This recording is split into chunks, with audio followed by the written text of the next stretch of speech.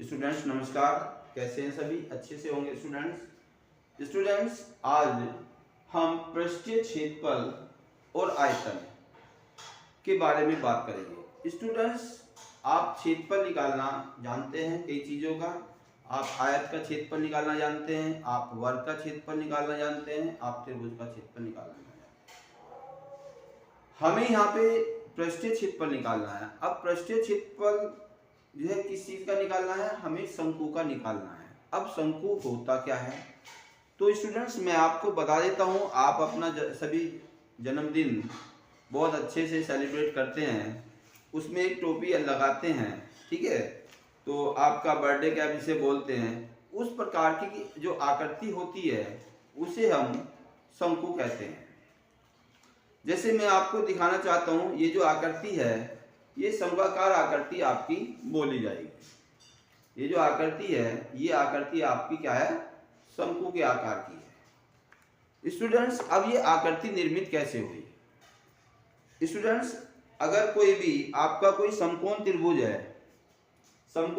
है और इस समकोण त्रिभुज को आप जो है मान लिया ये ऊंचाई के चारों तरफ इसको जो है रोटेट कराते हो इस तरीके से, ठीक है ना, ऐसे रोटेट कराते हो, तो ये जो आकृति आपकी निर्मित होने वाली है ये आपका शंकु निर्मित हो जाएगा।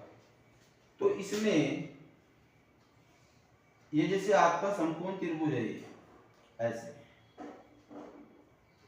और इसे आप जो है जो वर्टिकल हाइट है इसके चारों तरफ जो है रोटेट कराओगे तो ये ऐसे बन जाएगा।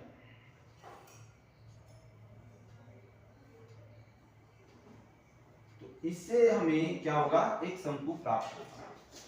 इसमें इसकी वर्टिकल हाइट जो होती है उसे h से डिनोट करते हैं और इसकी जो त्रिज्या होती है उसे r से। तो स्टूडेंट्स, इसमें जो त्रिज्या है वो कितनी है? r, और ऊंचाई आपकी h। तो स्टूडेंट्स, इसमें क्या निकालना होता है? हमें तिर्यक ऊंचाई की इसमें आवश्यकता पड़ती है। तिर्यक ऊंचाई जो तिरछी ऊंचाई, ये जो स्टूडेंट्स ये जो दे रखा है ये इस चीज की हमें आवश्यकता पड़ेगी। तो इसे किस प्रकार से निकालेंगे? देखो, ये जो होता है ये आपका समकोण त्रिभुज था, right angle triangle. Right angle triangle में जब आप ये आपका कर्ण हो जाएगा, क्योंकि 90 डिग्री के सामने की भुजा होती है वो आपकी कर्ण होती है। तो इसमें जो है कर्ण का जो वर्ग होगा बराबर होगा लंब का वर्ग प्लस आधार का वर्ग, आधार के वर्ग के, ये आपका हो जाएगा। तो इसमें हमें कर्ण निकालना है। मान लिया तो कर्ण इक्वल आपका अंडर रूट लंबाई प्लस आधार का स्क्वायर। इस तरीके से स्टूडेंट्स ये आपका हो जाने वाला है। यहाँ पे कर्ण जो है जिसे हम तिरछी ऊंचाई भी कह रहे हैं उसे हम L से डिनोट करते हैं, और जो आपका लंब है लंबवत ऊंचाई इसे h से, तो h स्क्वायर हुआ, और ये आपका जो बेस है, ठीक है, इसको हम r से डिनोट करते हैं। तो ये आपकी इस प्रकार से हम कोई भी हमें शंकु दिया गया होगा, शंकु की हमें ऊंचाई दी गई होगी और शंकु की हमें त्रिज्या दी गई होगी, तो हम शंकु की तिरछी ऊंचाई या तिर्यक ऊंचाई बच्चों हम ज्ञात कर सकते हैं इस फॉर्मूले के द्वारा। दूसरा है शंकु का पृष्ठीय क्षेत्रफल। शंकु का वक्रपृष्ठ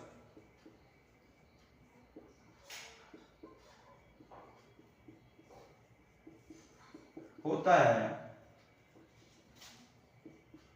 पाई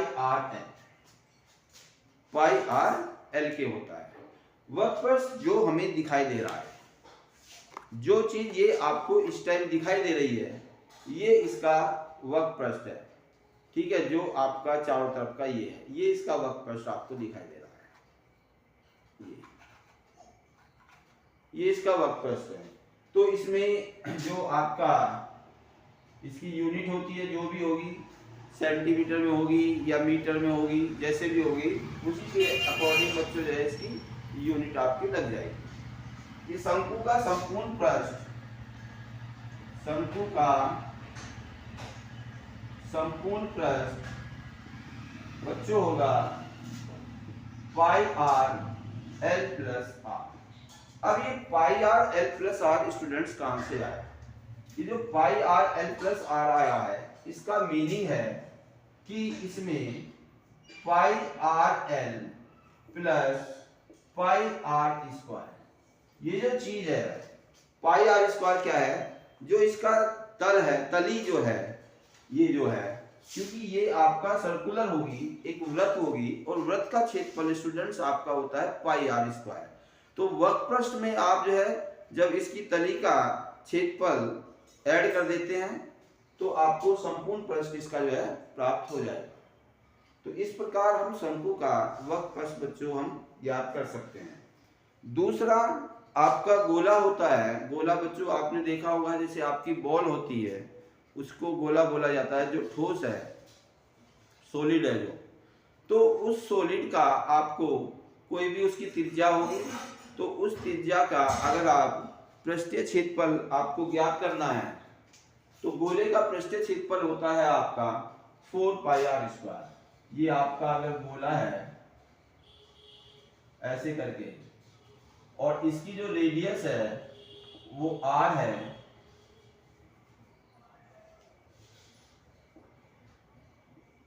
रेडियस इसको इक्वल आर है, तो इसका वक्रपृष्ठीय क्षेत्रफल और संपूर्ण पृष्ठीय क्षेत्रफल बच्चों आपका हो जाएगा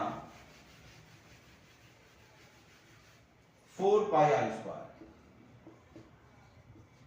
4 पाई आर स्क्वायर इसका वक्रपृष्ठीय क्षेत्रफल और संपूर्ण पृष्ठीय क्षेत्रफल स्टूडेंट्स हो जाएगा। तो आपको गोले की त्रिज्या दी गई होगी, या गोले का आपको जो है डायमीटर व्यास दिया गया होगा, व्यास का आप आधा कर लेंगे, उससे आपको त्रिज्या प्राप्त हो जाएगी, और इस फॉर्मूले में आप जो है रखेंगे तो गोले का वक्रपृष्ठीय या संपूर्ण पृष्ठीय जो भी क्षेत्रफल आपको पूछा गया है आप उसे जो है ज्ञात कर सकते हैं। आज के लिए इतना ही, धन्यवाद।